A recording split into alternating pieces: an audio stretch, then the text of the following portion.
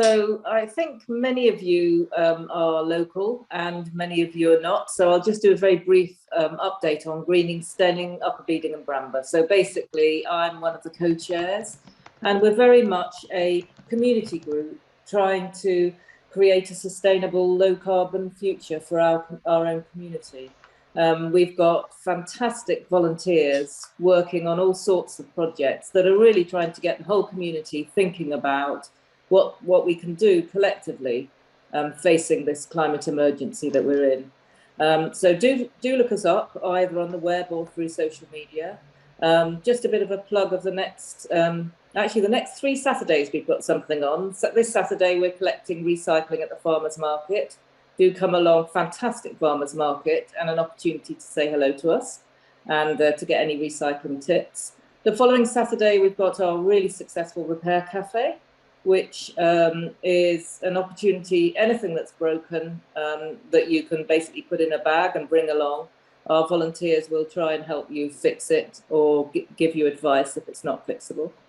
And the following Saturday is a climate cafe that's taking place in Bramber, and that's an opportunity to come along and share your fears, hopes, expectations in a very supportive environment. And lastly, we have our green drinks at the end of February, which is really an opportunity to socialise with like-minded people, to talk about anything, films, green, whatever. But we find it a really great way to bring the community together. So lots else going on, some fantastic projects. And we'd be really keen to sort of collaborate and work with anyone else who's got things that have worked in their own communities. So do get in touch if you'd like to share and get involved with us. And we're always happy to have volunteers, whether you can commit to an hour or 100 hours, and you can sign up on our website. So hopefully we'll see some more of you, because the more the merrier. Thank you. Thanks, Vicky. And I'm green with envy that I don't live in Stennington, but I'm not that far. And I do go over to Stenning quite a lot. And I love what you're doing with the farmers market and all your campaigns and that whole community spirit. So thank you for having me as your guest person for Greeningston's books. Normally it would be Paul. So some of you will know Paul very well, and some of you might not. But I met Paul a couple of years ago now, because we started working together on something called Your Better Nature, which is a platform for investigating how we as humans can change our story to benefit ourselves and the planet we live on. And Paul, for those who aren't familiar with him, is an IT entrepreneur. He's taught management science, environmental management rather, and organisational behaviour, lots of institutions, including Oxford University. He's a green entrepreneur, and he's a published author with 4 books under his name. But the book we're discussing tonight, as you all know, is The Wisdom of Groundhog Day. And it actually all starts with a film. So, Paul, if it's okay, I'd quite like to start with the film. I actually don't know, but when did you first watch Groundhog Day? Well, I first saw it in the cinema in 1993 when it came out, so almost 30 years old. And of course, I thought it was a brilliant comedy, very good romance, but there was something else about it that I couldn't put my finger on, but I just loved so much. I'm a movie fanatic, probably like most people here. I've seen all the great movies. I go to the movie theatre with my son most weeks and watch all the time at home. And but there was something about Groundhog Day that touched me at quite a deep level.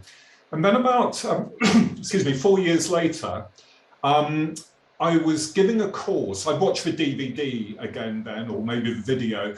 But I was doing a course with a corporation on leadership.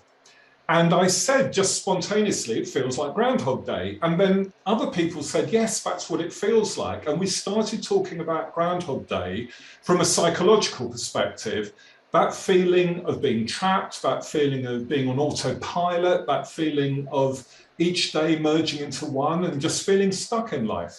And I thought this was really interesting. Then I used it in more and more courses. Then I used it at university as a metaphor, really, for explaining this idea of repetition. Then I had the good fortune to meet Danny Rubin, who's a screenwriter who won a BAFTA award for it as well. And it was an amazing coincidence. I was speaking at a conference at Santa Fe in New Mexico, and the agent for my first book, which was published a few years after that, met me and said, we were talking about films and things, and I said, my favourite film's Groundhog Day. And she said, that's amazing, because I'm friends with a screenwriter and he lives a mile from where this conference is. So literally the next day, this was 2003, we met for coffee and we actually became friends. He came and stayed with me for 2 weeks. I stayed with his family for 2 weeks. And we ended up deciding to write a book. And Danny wrote the introduction for the book.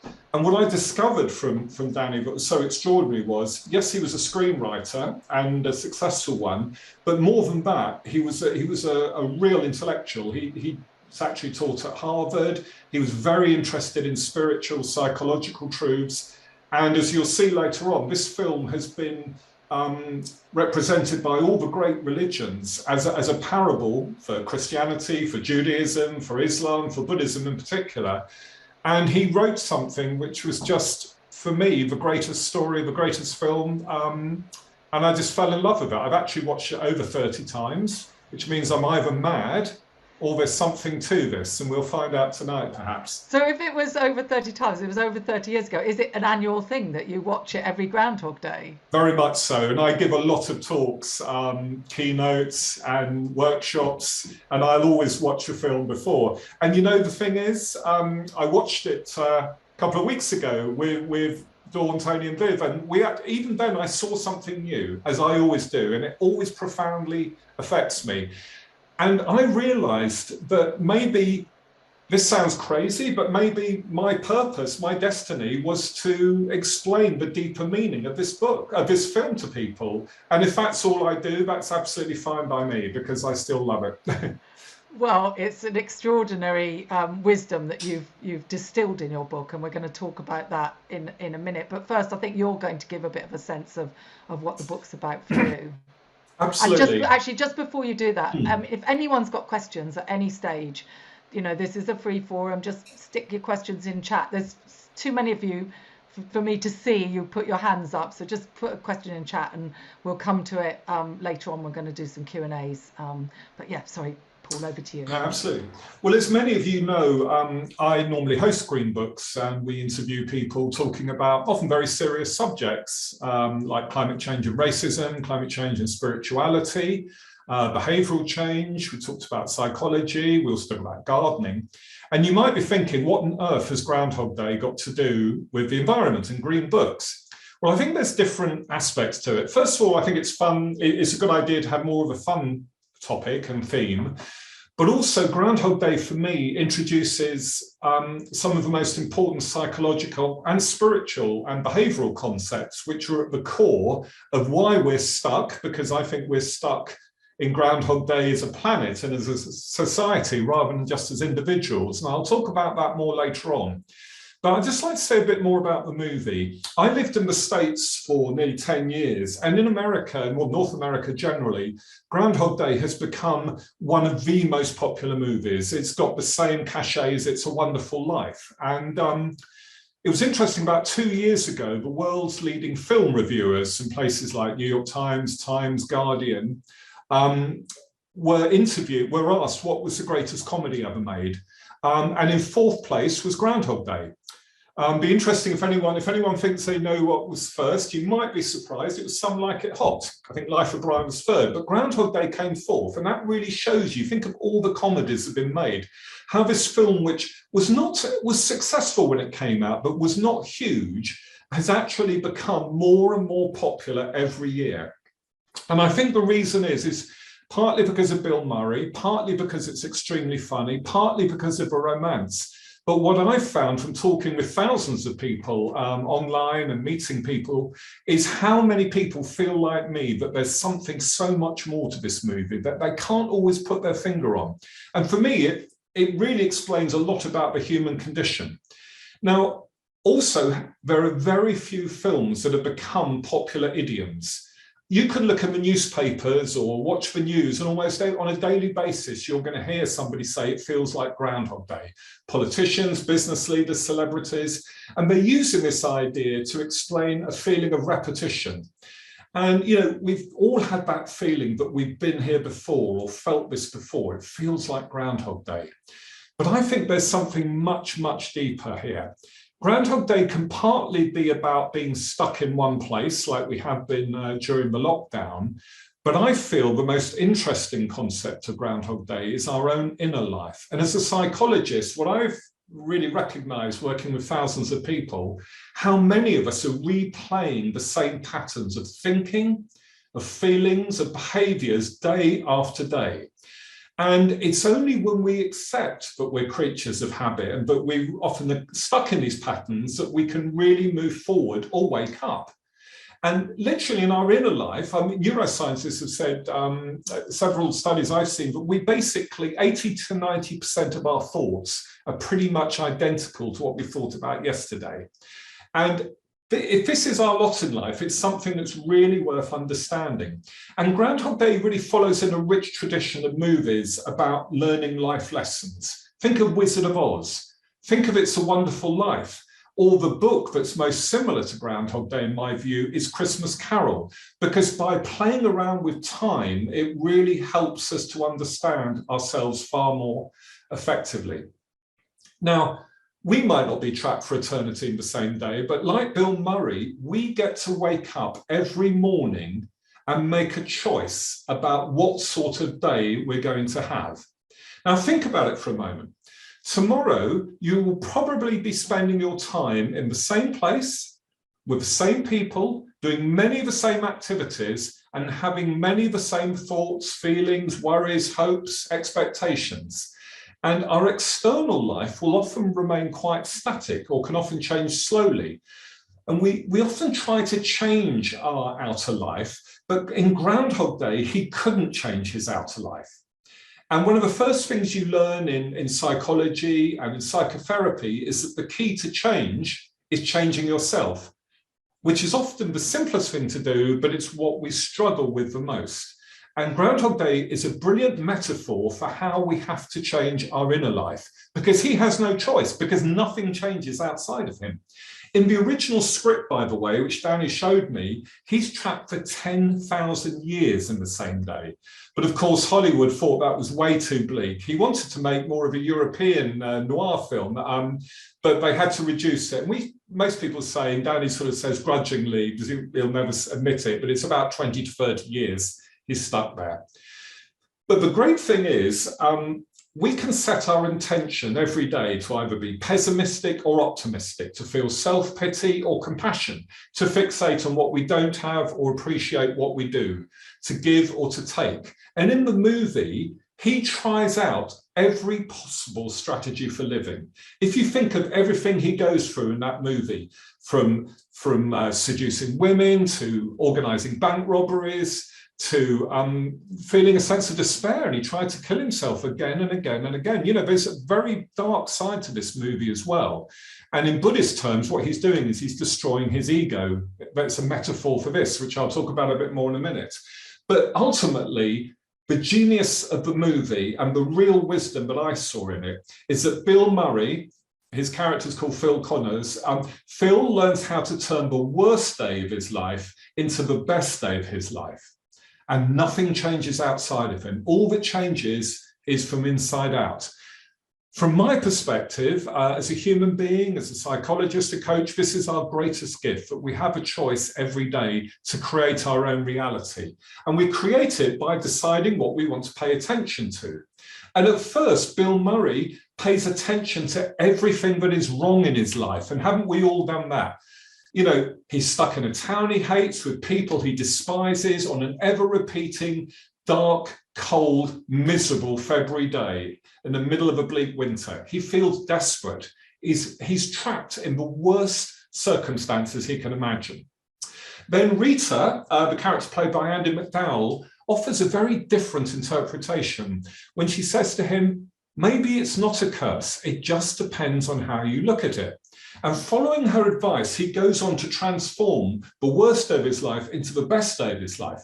He shifts from feeling sorry for himself to accepting and embracing his predicament, from distracting himself to learning new hobbies like the piano or ice sculpture, from serving his own interests to serving a community. And these are lessons for all of us. And I think they've been particularly important during the lockdown. The town doesn't change, the people doesn't change, the events don't change, but he does. And he creates a new reality, a new story for himself. And in my professional life, I've worked with literally thousands of clients over 35 years. And I found that this ability to create a new story for yourself is essential to genuine transformation. And he not only survives, but thrives because he reinterprets what's happening to him. Excuse me. He goes on to really discover the hidden treasures that are always all around us. He learns to love the weather, the rituals of people, and everything that he previously hated.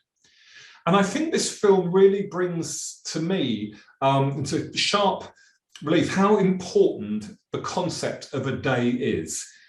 When we work on change, and I find change programs like AA, Alcoholics Anonymous, extremely interesting. And one of their ideas is one day at a time.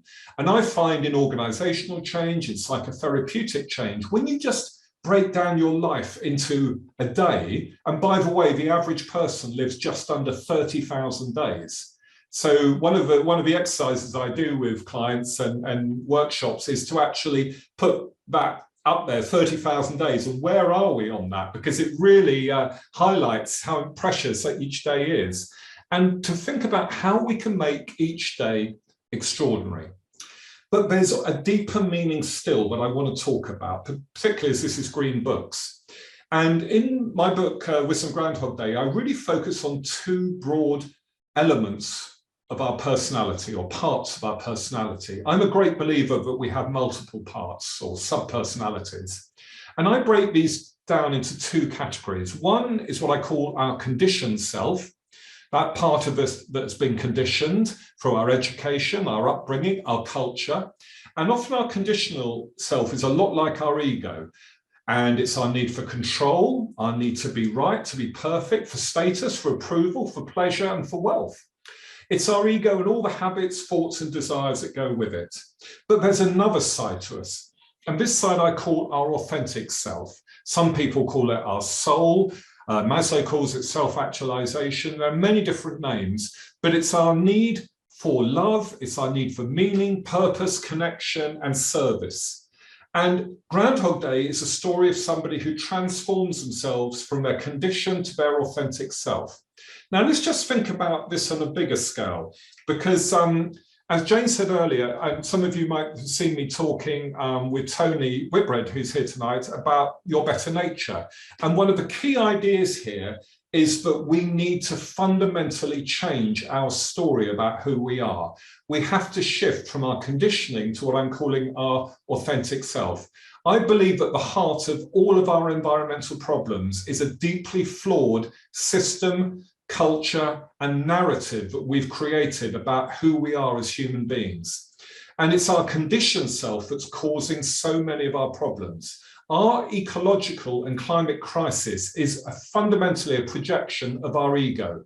It's the way we've become disconnected from nature. It's a projection of the way we become disconnected from other people, from institutions, from community, from rituals, and above all, from our true authentic self, our better nature. I believe our world is stuck in its own Groundhog Day of repetitive, destructive patterns that are threatening our very survival, whether it be consumerism, exploitation, short-termism, rampant growth, racism, and nationalism. They're the same forces that we're seeing year after year, I've seen my whole life, that underpin our politics, our economy, and our society. And it's only when we can project our authentic selves that I feel we can really tackle the environmental crisis we're facing. We need to build a future based on our authentic needs, not our conditioned ones. And I feel we need to reconnect to nature. We need to reconnect and live in harmony with other species. We need to love our world with all our hearts. So we need to feel compassion, caring, and above all, connection. The movie is a story of somebody who's awakening. It's a deeply Buddhist story in my view, but all great religions have this central story of awakening at their heart. And by the end of the movie, Phil Connors, Bill Murray's character, has awakened. He's become enlightened. He's become what the Buddhists called a bodhisattva, someone who selflessly dedicates their lives to serving others. And what we now know from positive psychology, from neuroscience, from humanistic psychology is that this is the direct path to a happy and fulfilling life. And I'd just like to end very briefly with 3 core lessons from the film. One is appreciating that you have everything you need to be happy now. This is what Phil discovers in Punxsutawney when he's stuck. 2, by helping others, by making somebody else's day better, you make your own day better. And thirdly, practice makes perfect. He learns through repetition. And this is what's missing from most personal change. It's why we don't stick to diets. It's why we don't go to the gym. It's why we don't make the changes we want in our life, because we don't put in the practice. He's forced to practice because he's got this one day to practice with every day. So tomorrow, when you wake up, why not apply some of these lessons from Groundhog Day and, like Phil, decide to make this the best day of your life? Thank you so much, Paul. If we were in an audience, you get a round of applause. And it's like seeing we've had some virtual ones there. It's like hearing a reduced Shakespeare, hearing you talk about the book. I feel like I've got a lot of it there. But I want to first of all just let you know that I first watched Groundhog Day on a 24-hour bus trip in northern Canada, from British Columbia right up to Queen Charlotte Islands. They had it on a loop on the grey coach, and it was a year after it came out. And I watched it again and again, caught different moments of it as we got on and off the bus. But I never found as much meaning in it as you've found. So congratulations, you've done, you know, amazingly. And I think that is part of that practice and that thinking and the looking underneath the story, which you've done amazingly in the book as well. I want to take you back to what you said about COVID and where we are now, and that whole paradox. You say in the book, the paradox of staying in one place to be free is an example of the enduring wisdom of Groundhog Day, and the lesson is clear: to look for answers within before you look outside. But Phil is forced to stay in one place, and in COVID we were all forced to stay in one place, and we did notice more things about ourselves, about the places we lived in, and I wondered if that made you reference back to Phil's experience when you started to see the world change like that. Well, very much so. You know, one of the ironies, as you said, of Groundhog Day is because there was no escape, he actually ended up bringing far more change than he would have done if he just left that town as he had done the previous 3 years and just carried on with his career, that trajectory. He would have carried on sleepwalking through life and just following that egotistical trajectory of, you know, later on something would have happened. But by being in one place, by being forced to really confront his ego, confront who he was. There was no running away from who he was. What I found as a psychologist in my own life too, is that we will often do anything we can to avoid confronting our own realities and our own emotions. We run away, we distract ourselves, or we repress often very difficult emotions. And the movie, again, is a parable. It's a great story about how he is forced to confront his own demons. And he tries everything. He even tries to kill himself because he can't bear to face who he really is. And it's only when he's almost destroyed his ego, destroyed his old self, that he can then awaken. But I think also during the lockdown, as in the film, we started to discover what I described as these hidden treasures all around us. We started to notice our community. We started to talk to our neighbours more. Maybe we rediscovered hobbies that we hadn't done since childhood, or read books that we've forgotten about. Because by slowing down, we were forced to change our attitudes. Because when we're busy all the time, it can give the illusion that we're changing, but actually what we're doing is we're paying sporadic attention to this fast-moving environment. And we could be in, you know, London today, Auckland tomorrow, Sydney the next day, Los Angeles the next. But in our inner life, we remain very much the same. But I feel that it's often when we slow right down, and this is why we meditate again, it's only by slowing down that we can give ourselves the time and the space to really observe these deeper patterns. And in environmental terms, I think it's incredibly important. I think it's very difficult for us to change our environmental behavior or make all these external changes like renewable energy until we address a fundamental question of what is being, who is a human, you know, what is it to be human and what is our relationship to nature? And one of the big themes that you also refer to is getting off autopilot, getting off the what you call the hedonistic treadmill. And you see the conditioned self as being the material self, the needing to have things. Strangely, I was reading the other day in the Metro, don't ask me why, Ben Fogle doing some eco column, and he was saying that when he was doing the Atlantic Row and he was stuck in that place, he only had the things he had to live with.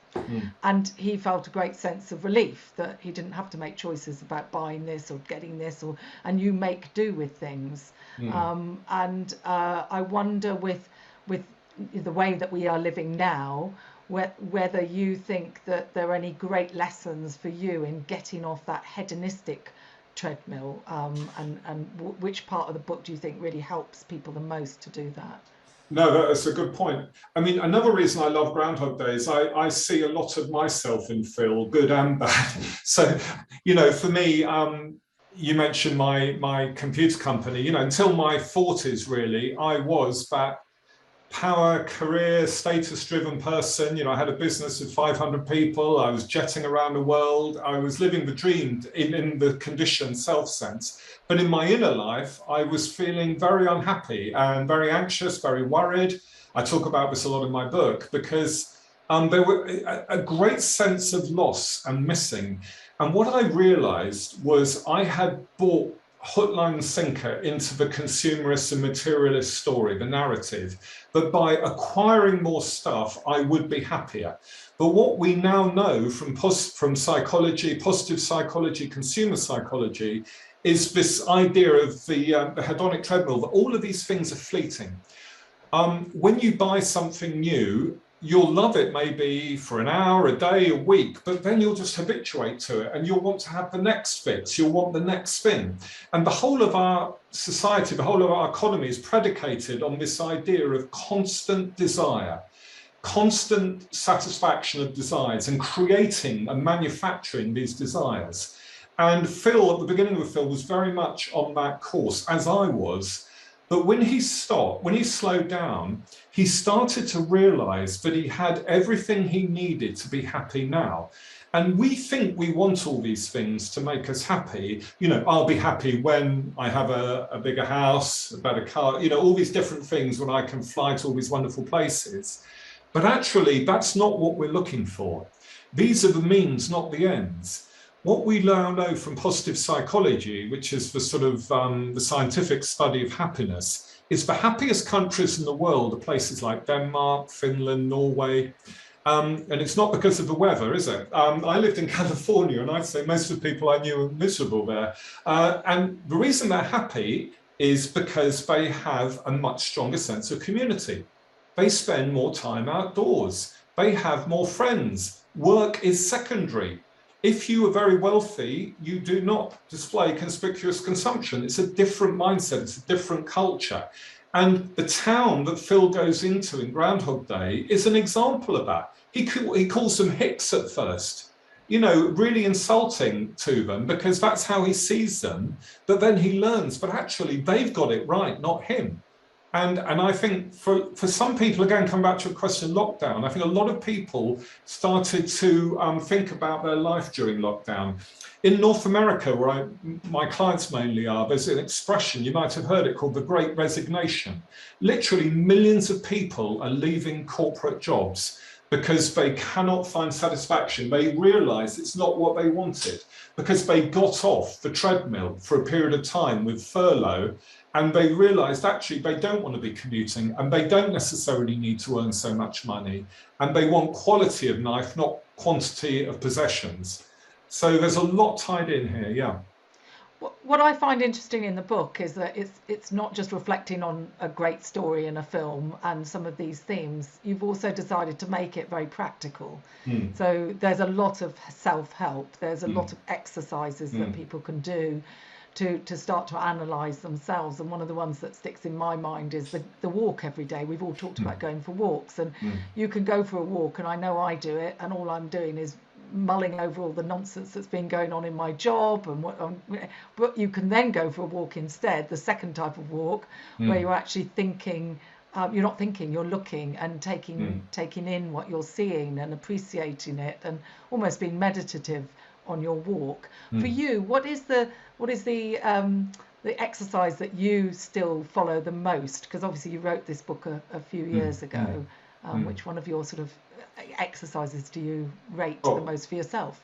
Well, the three main ones I do, first of all, gratitude. We do gratitude every night, incredibly important, because we spend so much of our life focusing on what we don't have, not what we do. And we're in a culture which is fixated on that. And we've lost the rituals. You know, if you look at the Sabbath in Judaism, that's a day of gratitude on Sunday, but we've lost all these rituals. So it's important to have a gratitude ritual. I meditate every day, but the big one for me, as you say, Jane, is walking.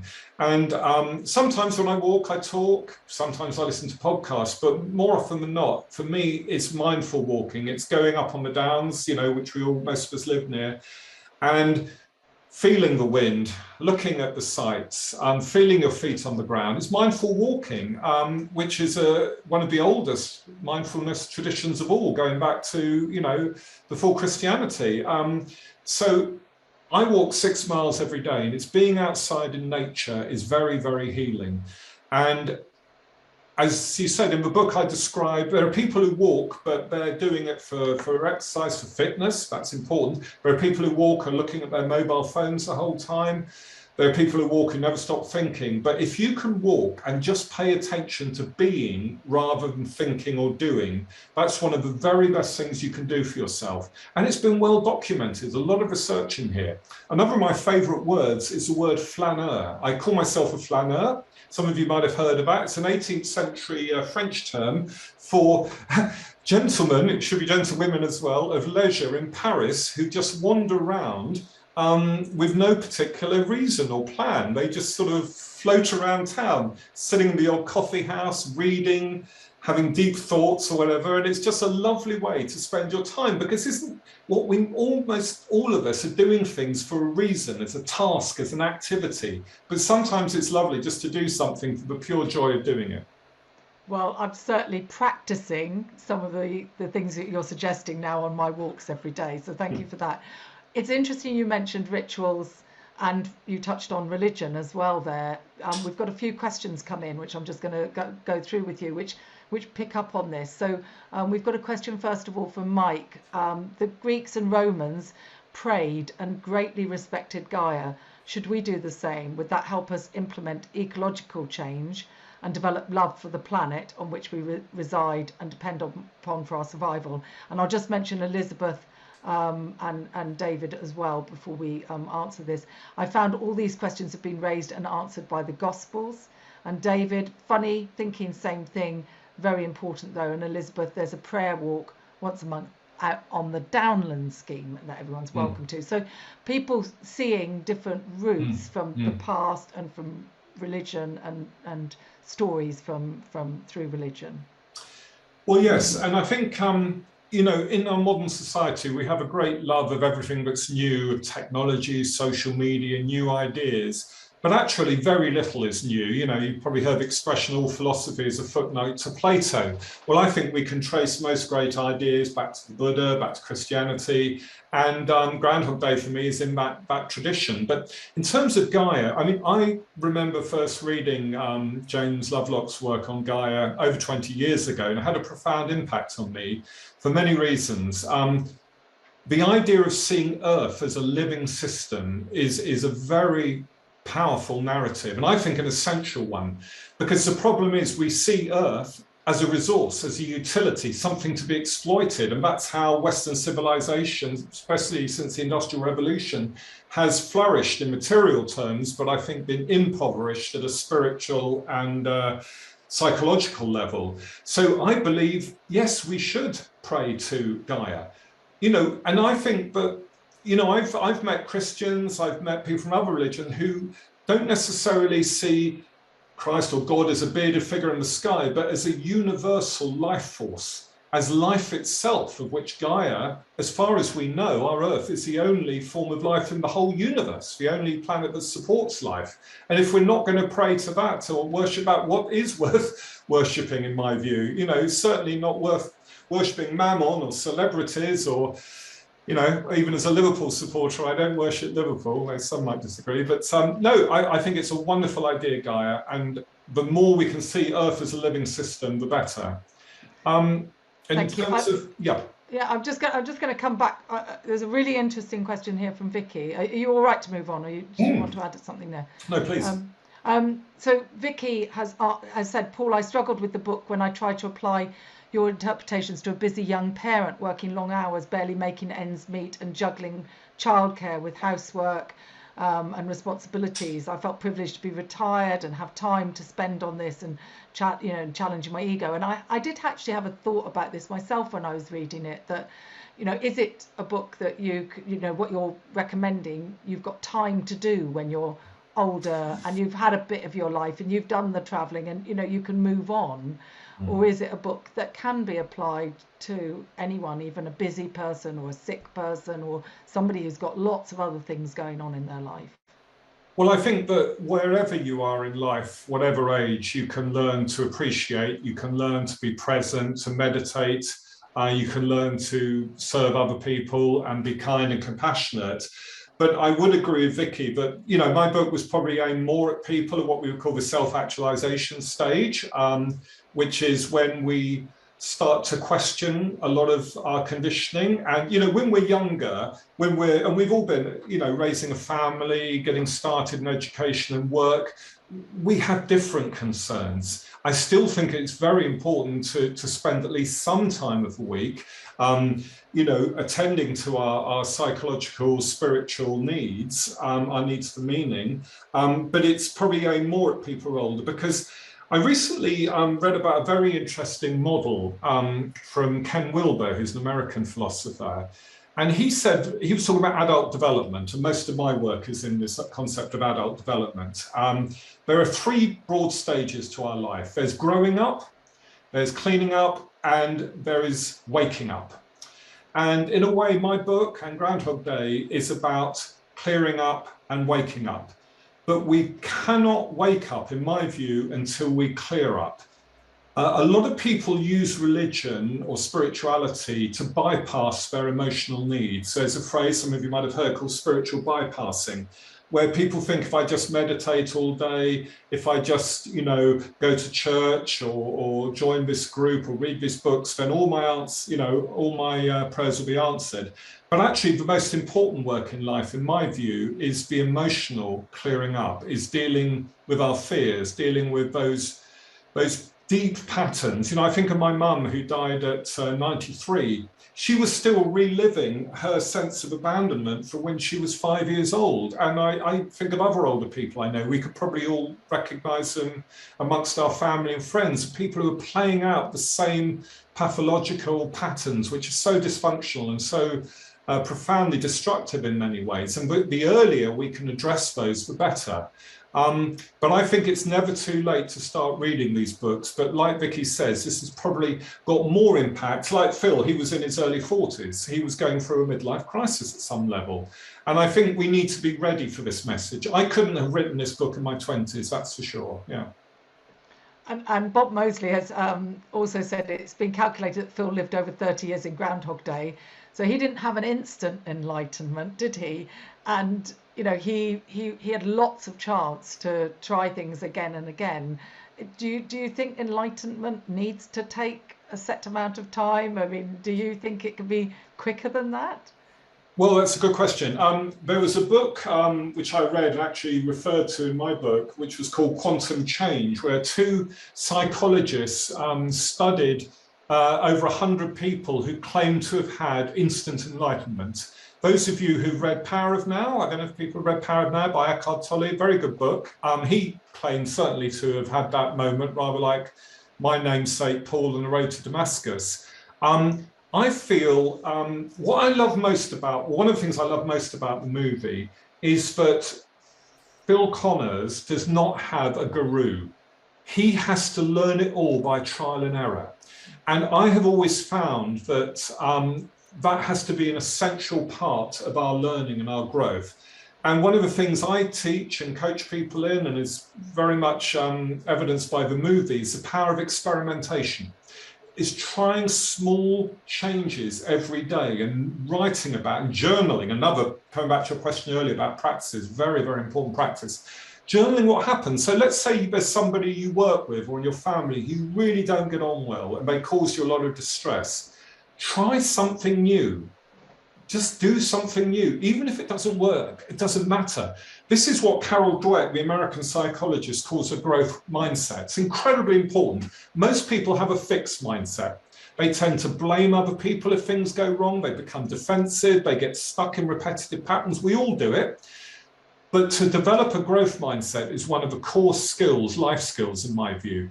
That attitude of experimenting, trying new things, not being worried about failure, and not looking always to somebody else to be your guru, but learning through your own behavior and really observing what works and what doesn't work. So you become your own coach in a way. And it's a wonderful mindset. And I wish all children could be taught this because it's a skill I wish I'd learned when I was younger. Stuff we wished we'd learnt when we were younger. I'm going to ask two questions that have just come in chat in a minute, but just before I do that, because I want to get this in before we run out of time, I was struck by your constantness in the book, your constant advice really about slowing down so that you can notice things and not being busy all the time. But then I found it a bit of a contradiction that Phil has a really busy last day in Groundhog Day, doesn't he? I mean, I'm almost out of breath thinking about all that he had to do and to pause here whilst to go and save somebody and go off and do this. And then he had his big concert and so on. And even you, I tally 2 to 3 walks a day, meditation, journal, gratitude book, helping others. I mean, that's quite busy, isn't it? Is there a contradiction in that? Well, it's a good question. I think, like all things, there's always a contradiction and paradox at the heart of everything. What I think in Groundhog, to answer the Groundhog Day question, Phil has to slow down for him to reconstruct his day, and how we live our days are how we live our lives. So he reconstructs his life by changing his day. And it's only when he slows right down and observes what the impact of his behavior, both on himself, other people, the community, that he's able then to reconstruct the day and choose a life that ultimately makes him happier and more fulfilled. And he's choosing to serve others. He becomes a bodhisattva in the Buddhist terms, somebody who's actually delaying their transition to paradise in order to serve humanity. So, I'm not saying it's a fully Buddhist film, but that's part of the interpretation of it. And yes, he does fit a lot into the day, but he does it being present. He's not thinking about, oh, I don't really want to be doing this. I wish I was doing something else. He's present in what he's doing. So slowing down is not just doing less. It's also slowing down and calming down so you can pay more attention. One of the most interesting pieces of research I've seen in the last 20 years was from Harvard by two people who studied how we pay attention. And their basic theory was that a wandering mind is an unhappy mind. There's a brilliant TED talk on this if you want to look it up. And what they found from studying thousands of people is the happiest people are the people who pay attention to what they're doing. So it's not just about the amount of activities, it's the quality of the presence during your activity. And I forgot the second part of your question, but fitting a lot in during the day, yes, you're right. And I also turn down a lot as well, I can assure you. So it's not a judgment, it was just No, interesting. you're right. I was just like, I was feeling like I'm not sure I could do all of that. Now, I was wandering my mind at the same time because we've got a lot more questions to fit in. Thank you everyone for putting those in chat for us. So Annie's asking, would you say, Paul, that awareness is happening constantly and not dependent on being busy or doing nothing, but simply focusing on the present moment in awareness itself, which shines a light on our true nature and our connection with our essential human nature? Yeah, I think that's a really good point. This is something I've really, since I wrote the book in 2015, it was published in 2016. And since then, I've discovered and read a lot about something called non-dual awareness, which Annie and I have talked about. And I believe there is a wholly different way of experiencing life from the way we do. And it's not an easy thing to explain in a talk like this, but the idea of seeing ourselves as almost a receiver of awareness, rather, and that we just literally let go and observe what is happening and change our level of consciousness. Because I think the fundamental problem in our modern society, at the psychological level, is we're so fixated on two modes, thinking and doing, that we've lost our connection to being mode.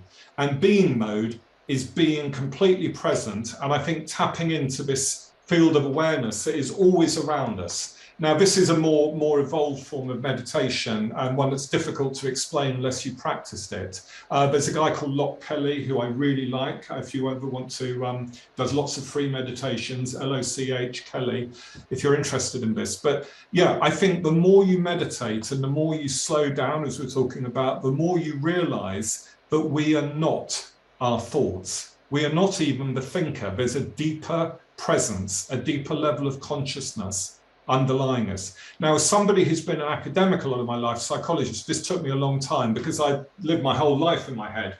But more and more now, I'm trying not to. It's very hard, but ultimately, I think it's probably the highest level of existence. And I'm sure it's what Buddha was pointing to, and I suspect many other of the great religious leaders. Thank you for that. And I feel like it's Groundhog Hour in a way, because we're going back to the start of your thoughts around consumerism and citizenship. I know there's a couple of questions that link here, so I'm just going to put those to you. One's from Mike. Why are most politicians, financiers and the media obsessed with GDP growth and promoting mass consumerism? And then Sophie, not David, said, can you say more about the link between climate crisis? Is this chiefly us needing less materially? The two things are related, well, I think. Absolutely. I mean, coming back to my two models of the conditioned self and the authentic self, the whole of modern civilization, particularly in the West, has been built on our conditioned self, on our ego. And it's a system which seems to confer many benefits in terms of standard of living. And we have, let's not be wrong here, the standard of living, longevity, general health has improved significantly. But the downside of all this is the complete destruction of our natural world, the fact that depression is going to be the leading cause of morbidity by 2030. I'm just doing a program for several thousand employees in Canada on mental health. I've been doing a lot of research into this recently. And this is a serious endemic, more serious than the pandemic in my view. And we've read a lot about it in the news, but we're in a mental health crisis. And I think it's because the whole system is collapsing slowly. It's not going to happen overnight. We're not going to have a revolution, probably, but I think it's collapsing because we've gone as far as we can. We've stretched the limits of this balloon. We've blown it as far as we can, I think. So I think but politicians, they're part of the system. And if you play a game, you play by the rules of the game. And the game of this system is short-term profit, short-term electoral cycles, especially in places like North America, funding for politicians, mass lobbying, corporations ruling the world, basically. And sorry, the second half of your question, sorry, Jane? Oh, the climate crisis. Yes, I mean, I think, again, I've always believed that the climate crisis is a projection of our psychological and spiritual crisis. Of course, we need to attend to renewable energy, to having things like carbon taxes, and I'm a great believer in all these things. But ultimately, until we can change what it means to be human, our fundamental identity, beliefs, values, until we change those, our behaviours won't follow, in my view. It's not easy. It might be too late. But from my perspective, yes, that's where the real work needs to be done. Thank you. And Viv just had a quick question about, it's a quick question about a huge subject. How do you align religion and spirituality? Well, that's a great question. I've always believed that spirituality, and I would claim to be reasonably spiritual, but I'm not religious. I was raised as a Catholic. I have been to Quaker meetings and Buddhist meetings, but for me, spirituality is the universal truth and wisdom that Groundhog Day points to, my book does, and many other people do. Religion, for me, is often, at best, is a way of creating a structure to help people, a set of rules, guidelines, a methodology to help people experience spiritual truths. At worst, a way of hijacking spiritual truths for often political, material, psychological needs that can lead to things like cults, can lead to extreme religions like we have, who, you know, how a religion can support Donald Trump and claim to be Christian is so beyond my understanding. It's like saying 1 and 1 is 4. Yeah, there are a lot of religions in the world which claim to be spiritual, but I just don't see the connection here. For me, spirituality is the eternal truths. Aldous Huxley wrote a book about this, other people have. It's the underlying truth about human nature and what real wisdom is. And it hasn't really changed that much. If we've been back thousands of years, we still want to have love. We still want to have meaning, connection, being healthy, be part of a community. It hasn't really changed that much. But unfortunately, good religions have helped to propagate it. Bad religions have helped to distort it, and worse. And on that bombshell, I think we're going to have to draw it to close unless anyone's got any other questions. I would just like to say that this is an amazing book, Paul, really. I can't believe you wrote it 6 years ago when the world has really lived up to everything that you were writing about. It's sort of almost crystallized it, all your thoughts even more. And like the film, it's something you can read again and again because there's something in it each time you go to it, especially with all the practical ideas that you've got to help people get through some things in their heads and their minds as well. So congratulations, and also on choosing a subject that does resurface every year. That's a good marketing tools too. But everyone is being very praiseworthy in the chat, so thank you for that. Quick question from Bob: is it time for a revised version? Well, what I didn't mention, I've actually written 2 books. One was published in the States or North America, and one in the UK, and they are slightly different. So it kind of was a revised version. Just a final thought, Jane.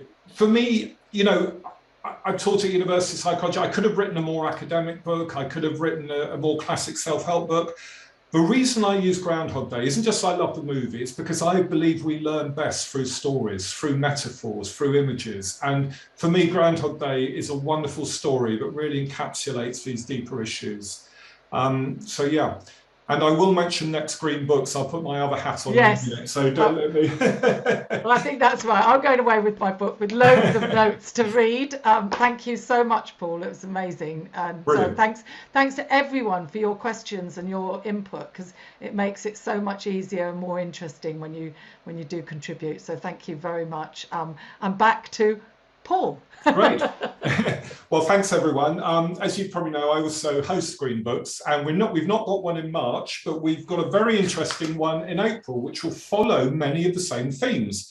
And we've got the pleasure and privilege of talking with Ajahn Sucitto, who is a former abbot, I believe, at Chithurst Buddhist Monastery, and has been a Buddhist monk since 1975, and has written a book about human nature and the environment. So that's on April the 7th.